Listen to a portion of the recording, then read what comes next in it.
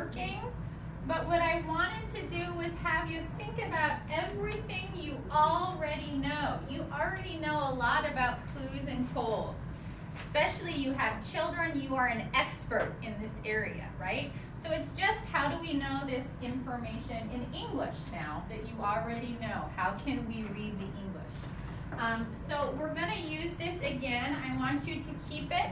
We're going to read, like I said, synthesizing information. So we're going to read a couple different articles with information about colds and flus, including the one today. As you read it, you might have things on here you want to add or change. So we're going to keep this with us as we read different information.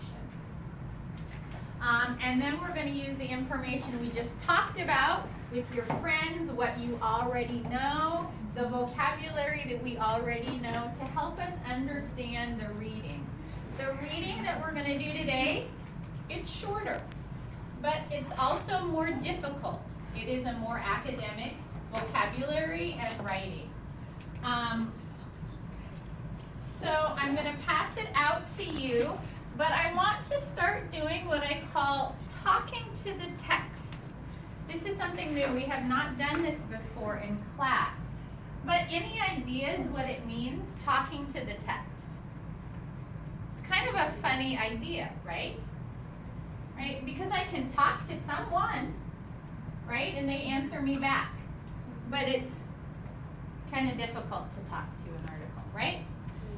But it's very similar, the idea. So if I'm reading a new article, I want to get new information, right? Just like when I meet a new person, I want to get new information. How do I get information about someone I just meet? How do I find out more?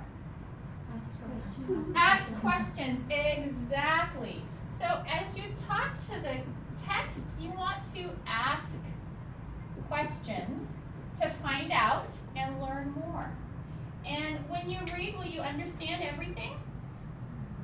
No. And so sometimes if you don't understand, that's a good clue to, right, ask a question. What does this mean? Or I know this word, but I'm not sure what it means in this sentence.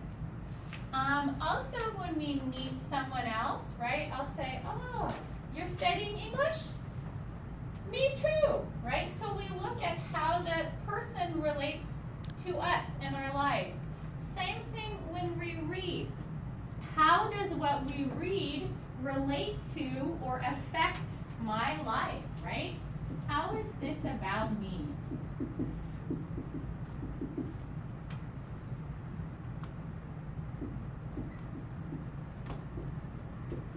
Or how does it relate to my life? And what's important to me? And so when we talk to the text, you do a lot of writing on your paper. So oftentimes people get a book and say, oh, it's beautiful, I want to keep it nice and new. But when you talk to the text, that's not what you want to do, right? You'll have drawings and writing all over, right? Because you're trying to learn something new. And as you do that, you will learn more and you'll remember more.